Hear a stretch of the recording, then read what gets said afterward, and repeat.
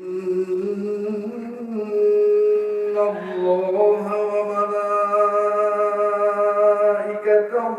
يصلون على النبي يا أيها الذين آمنوا صلوا عليه وسلموا تسليما.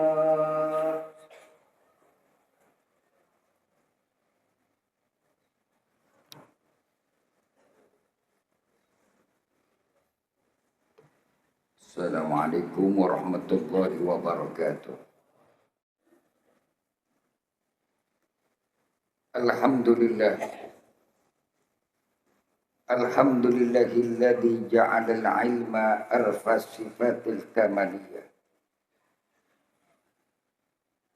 Wassalatu wassalamu ala ma la nabiyya ba'dah. Sayyidina wa nabiyina wa qurrati a'yunina Muhammad wa ala alihi wa sahbihi wa man tabi'ahu huda ila yaumil ma'ad. Ashhadu an la ilaha illallah wahdahu la syarika lah wa ashhadu anna Muhammadan abduhu wa rasuluh. Allahumma salli wa sallim ala man arsalahu rahmatan lil alamin. Asrafil anbiya'i wal mursalin. Sayyidil awwalina wal akhirin. Sayyidina wa nabiyina wa maulana Muhammad wa ala alihi wa sahbihi wa ansarihi wa junudi wa man tabi'ahu huda ila akhir ayyam. Amma ba'du fa ya ibadallah usikum wa iyaya bittaqwallah faqad fazal muttaqun. Faqala Allah Ta'ala fi kitabihil mubin wa huwa asdaqul qailin. Ya ayyuhalladzina amanu taqullaha haqqa tuqatih wa la tamutunna illa wa antum muslimun. Sadaqallahul azim wa sadaqa rasuluhun nabiyul habibul karim wa nahnu ala dhalika minasyahidina wa syakirin walhamdulillahi rabbil alamin. Ma'asyiral muslimin rahimakumullah, segenap para jamaah salat Jumat yang berbahagia dan sama-sama dimuliakan Allah Subhanahu wa taala. Dengan izin Allah pada kesempatan siang hari ini kita bisa memenuhi panggilan dan undangan Allah yang sekaligus menjadi kebutuhan dan juga kewajiban kita untuk melaksanakan sholat Jumat berjamaah. Yang sudah barang tentu dengan harapan dan iringan doa kita. Duduk tersimpunya kita pada kesempatan siang hari ini untuk merundukkan kepala kita, mentawadukan hati kita kehadiratannya dengan satu titik harapan moga-moga Allah terima amal ibadah kita dan Allah ampuni salah dan dosa kita. Saudara-saudara ma'asyiral muslimin rahimakumullah, Allah selalu mewasiatkan kepada kita di dalam Al-Quran agar kita bisa membawa nilai-nilai yang paling berharga di dalam kehidupan kita ke hadapan Allah. Karena sesungguhnya kita berjalan dalam kehidupan ini dengan batas dan garis waktu yang tidak pernah kita ketahui kapan usai dan kapan berakhir. Karena itu Allah ingatkan agar kita sukses, kita selamat, kita menjadi orang yang beruntung kelak nanti di hadapan Allah ketika berjuang dan berjumpa dengan Allah Subhanahu wa taala. Ittaqillah haqqa tuqati wa la tamutunna illa wa antum muslimun. Allah selalu menasihatkan karena sayangnya Allah kepada kita selaku hamba-hambanya yang tergolong menjadi umat baginda Rasul, yang setiap saat menghadapi tantangan, rintangan, ujian yang paling berat yang kita pertahankan bukan sekedar jabatan, kedudukan yang paling penting dan utama dan pertama adalah kita bagaimana mampu bisa mempertahankan kekuatan iman dan Islam kita agar kita menjadi hamba yang sukses hidup di alam dunia ini. Maka Al-Fakir menyampaikan wasiat ini sebagaimana yang Allah wasiatkan kepada kita. Mudah-mudahan kita tergolong oleh Allah Subhanahu wa taala hamba-hamba yang bisa berpegang teguh dengan tali ajaran agamanya hingga akhir hayat kita, bimtisalil awamir, dengan melaksanakan segala perintah Allah dan menjauhkan segala larangannya. Saudara-saudara hadirin rahimakumullah, ketika Al-Quran membicarakan tentang jalan kehidupan kita ke depan, dulu banyak orang yang meragukan dan bahkan kita dikatakan adalah umat yang penuh dengan dongeng. Lihat di dalam suratul Yasin, al-yawma nakhtimu ala afwahihim wa tukallimuna aydihim wa tashhadu arjuluhum bima kanu yaksibun. Logika akal manusia ketika itu belum sampai bisa menjawab dengan apa gerangan budaya yang akan terjadi. Ketika Allah berfirman, al-yawma nakhtimu, pada hari itu kami akan kunci mulut kamu, kami tutup lisan kamu, dan kami nanti akan menjadikan tangan kamu berbicara dan kaki kalian akan menjadi saksi. Kita diperolok sebagai umat yang penuh dengan dongeng, ajaran yang penuh dengan cerita palsu. Tapi bukti realita hari ini sudah mulai terjawab. Orang sekarang lebih banyak berbicara dengan gawai dan berbicara dengan jentik jarinya ketimbang mulutnya. Maka itu nanti yang kita rasakan. Dan itulah yang akan kita pertanggungjawaban di hadapan Allah. Kalau hari ini banyak orang menggunakan gawai, bagaimana dia membuat update status, bagaimana ia berbicara satu dengan yang lainnya, membuat chatting dengan yang lainnya menggunakan jentik jarinya, itu pun nanti tangan kita akan berbicara. Ini baru era sekarang, belum ke depan. Al-Fakir mewasiatkan, hati-hati gunakan jentik jari kita ketika kita berbicara. Karena itu keluar dari lubuk hati kita yang paling dalam. Dan kita akan diminta pertanggungjawaban di hadapan Allah Subhanahu wa ta'ala. Apalagi menyangkut perilaku kehidupan di manusia dengan satu dengan yang lainnya. Menyangkut dengan seseorang. Salah kita kepada Allah, masih Allah berikan kesempatan untuk bertaubat hatta yugharqir.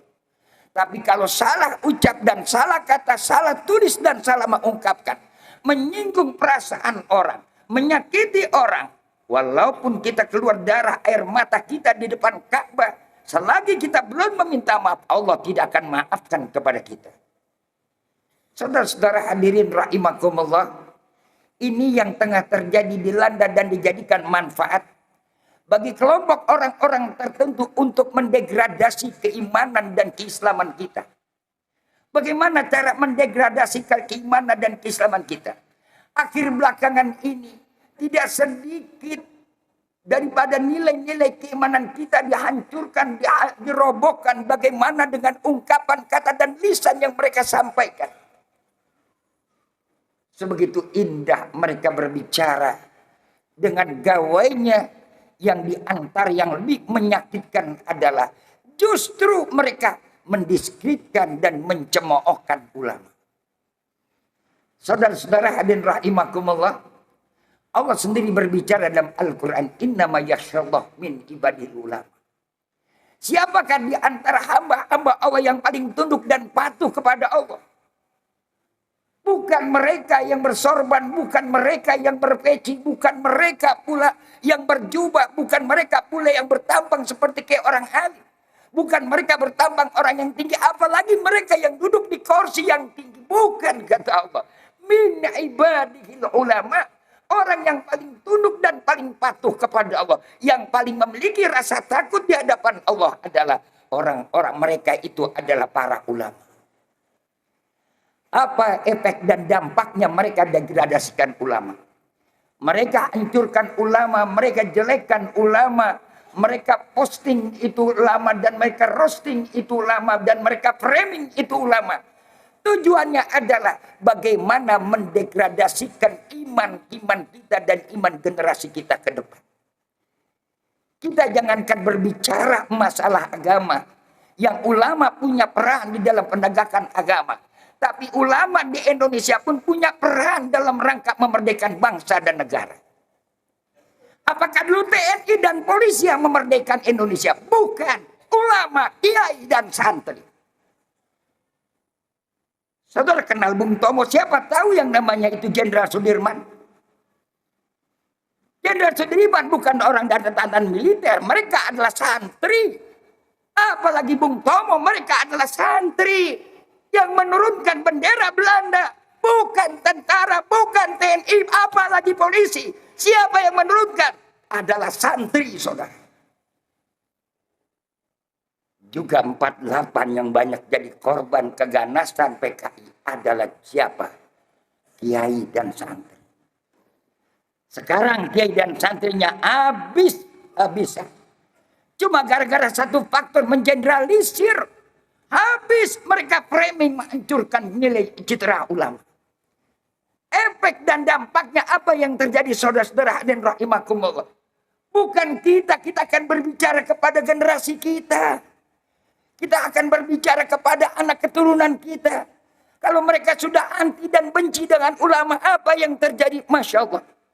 Saya khawatir ada dalam satu kitab Nasal Ibad.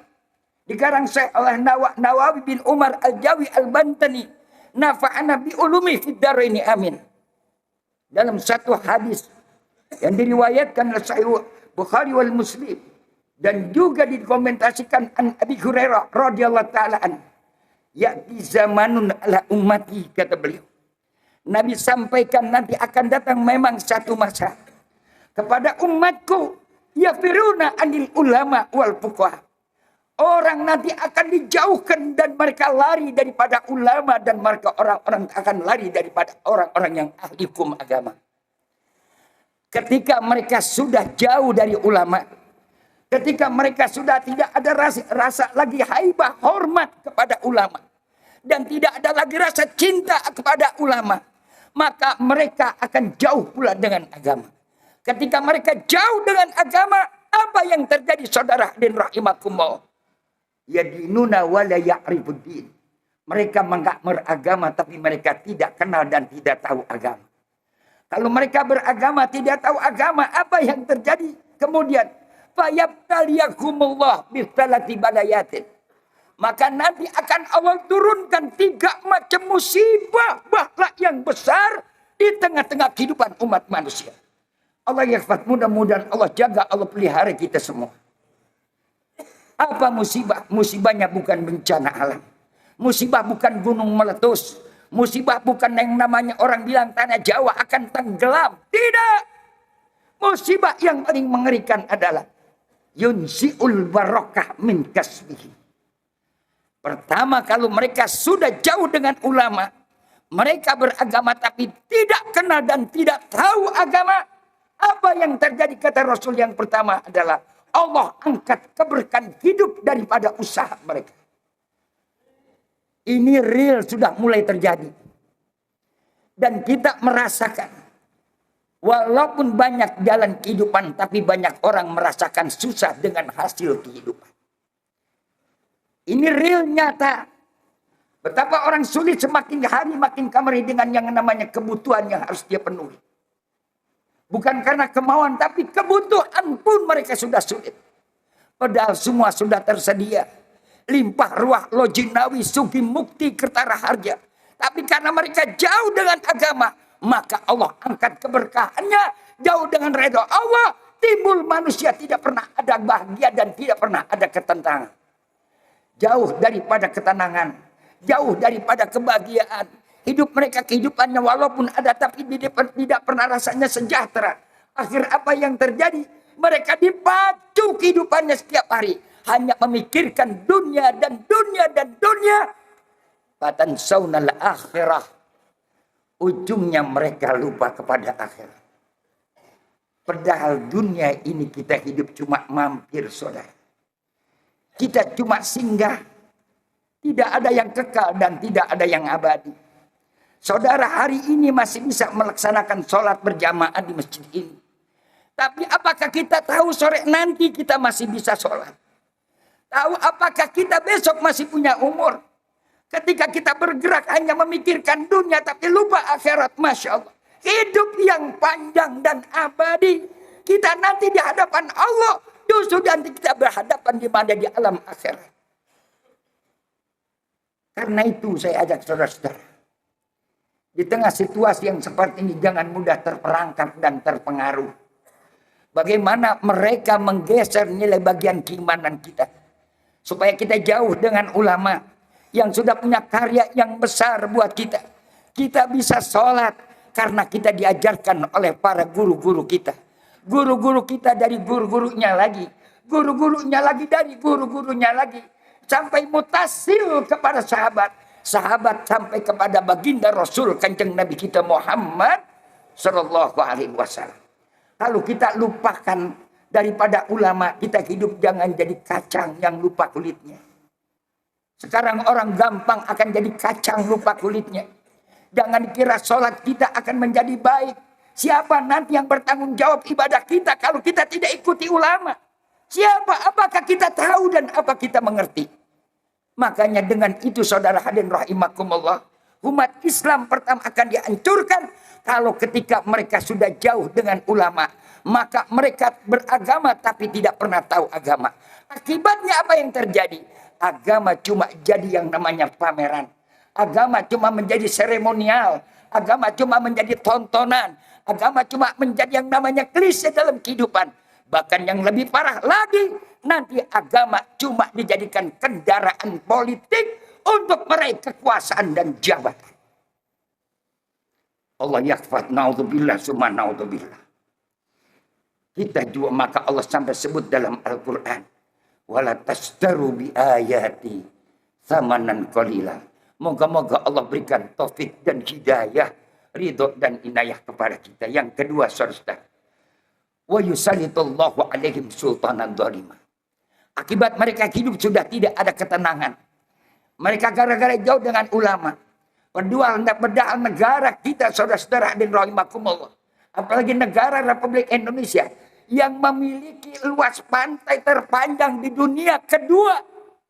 Rusia boleh luas, tapi Rusia tidak pernah punya lautan.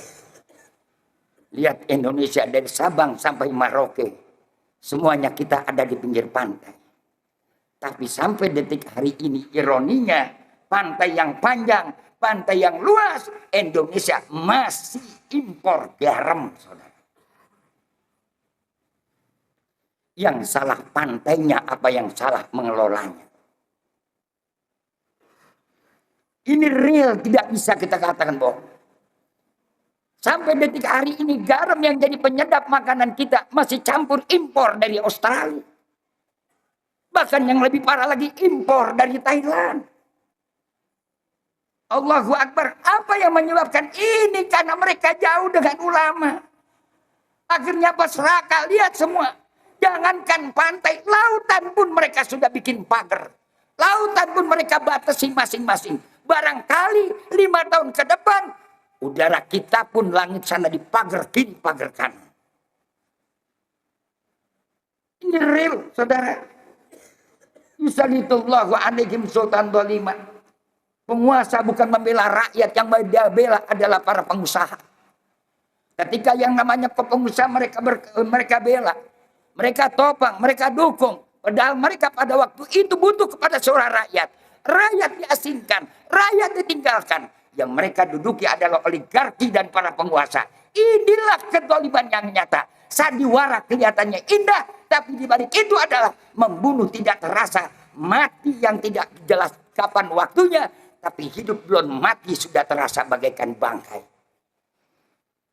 Yang ketiga, saudara-saudara, yang paling kita khawatirkan, wa yakhrujuna anid dunya bighairi iman.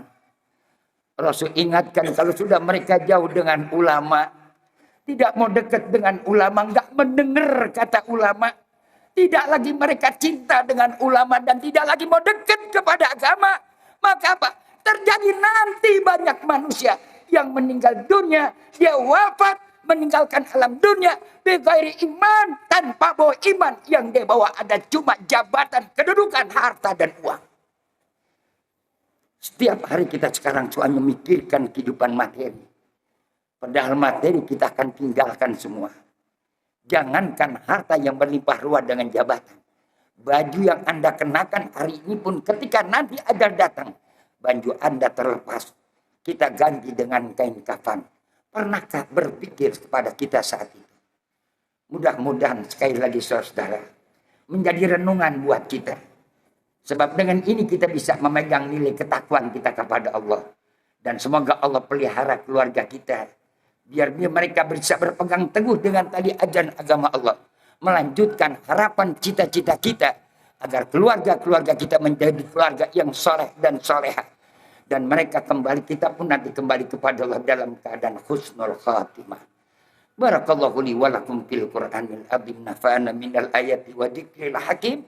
Aqulu qawli hadza wa astaghfirullah li wa lakum wa lisairil muslimina wal muslimat wal mu'minina wal mu'minat innahu huwal ghafurur rahim. Allahumma salli wa sallim ala sayyidina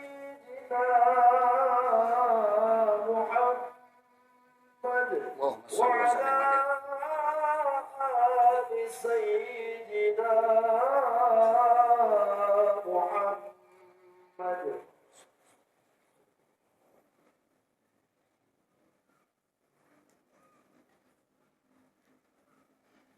Alhamdulillah. Nahmaduhu wa nasta'inu wa nastaghfiru wa na'udzu billahi min shururi anfusina wa min sayyiati a'malina. فَمَنْ يَهْدِ اللَّهُ فَلَا مُضِلَّ لَهُ وَمَنْ يُضْلِلْهُ فَلَا هَادِيَ لَهُ. Summa salatu wassalamu ala Rasulillah Sayyidina Muhammad bin Abdillah wa ala alihi washabihi wa ansari wa man tabi'ahu huda ila yaumil qiyamah. Asyhadu an la ilaha illallah wahdahu la syarika lah wa asyhadu anna Muhammadan abduhu wa rasuluh la nabiyya ba'da. Allahumma salli wa sallim ala sayyidina Muhammad wa ala alihi wa sahbihi ajma'in. Amma ba'du fa ya ibadallah usikum wa nafsi bitaqallah faqad fazal muttaqun. Fa ya ibadallah ittaqallah fima amal wantahu amanaha anhu wa hadar. Wa'lamu anna Allah ta'ala amarukum bi amrin bada fihi bi nafsi wa thana bi malaikatil musabbihati bi qudsi. Wa talata bikum ayyul hadiruna al-mu'minuna min badil insi wal jin. Faqala Allah ta'ala mukhbiran alima inna Allah wa malaikatahu yusalluna ala nabi. Ya ayyuhalladzina amanu sallu alaihi wa sallimu taslima. Allahumma salli wa sallim ala sayyidina Muhammad jadil Hasan wal Husain wa ala al-awwal ar-rafiq Sayyidina Abi Bakrin Siddiq wa ala Sadiqil Masduq wa Umar ibn al-Faruq wa ala Jamil Qur'an Sayyidina Utsman ibn Affan wa ala Ammihil Ghalib Sayyidina Ali ibn Abi Thalib wa ambaqiyatil asaratil mubasysyaratil bil jannah wa sa'ir sahabati wa jamil tabi'ina tabi'ahum bi rahmatika ya arhamar rahimin. Allahumma ighfiril muslimina wal muslimat. Allahumma ighfiril muslimina wal muslimat wal mu'minina wal mu'minat al-ahya'i minkum wal amwat. Allahumma sallimna wan najina min kulli afatin wal halakat. Innaka anta qaribun mujibud da'awat wa ya qadiyal hajat. Nas'aluka al-'afwa wal 'afiyah al mu'afatad da'imah wa nas'aluka darajatal 'aliyah wa fahman zakiyah wa ilman nafi'ah wa amalan salihan maqbula wa tijaratan lan tabur ya 'alima ma fis sulur. Akhrijna minadh-dhulumati ila nur. Allahumma nawwir qulubana binur hidayati. Kama nawartal ardo binuri syamsika abadan abada. Wamnun alaina bisyifa'il ma'rifah. Wa hablana tashihal mu'amala. Fima bainana wa bainaka ala sunnah. Warzuqna sidqat tawakkuli alaika wa husna dhanibik. Wamnun bikulli ma yuqarribuna ilaika zulfa. Ya arhamar rahimin. Nas'aluka ridhaka wal jannah wa na'udzubika min sakhatika wan nar wa na'udzubika min sakhatika wan nar wa na'udzubika min sakhatika wan nar. Ya alimas sirri minna la tatikis sitrahanna wa afina wa'fu anna wa kullana haitsu kunna. Rabbana iftah bainana wa baina qaumina bil haqqi innaka anta khairul fatihin. Rabbana ya Allah zalamna anfusana wa ilam tagfir lana wa tarhamna lanakunanna minal khasirin. Rabbana wa atina ma wa'adtana ala rusul wa la tukhzina yaumal qiyamah wa la tukhzina yaumal qiyamah innaka la tukhliful mi'ad. Rabbana atina fid dunya hasanah wa fil akhirati hasanah wa qina adzabannar. Ibadallah, innallaha ya'murukum bil adli wal ihsan wa ita'i dzil qurba wa yanha 'anil fahsya'i wal munkar wal baghi ya'idzukum la'allakum tadhakkarun. Fazkurullahal azim yadhkurkum fazkuru 'ala ni'ami yazidkum wa la dzikrallahi akbar. Aqimissalah.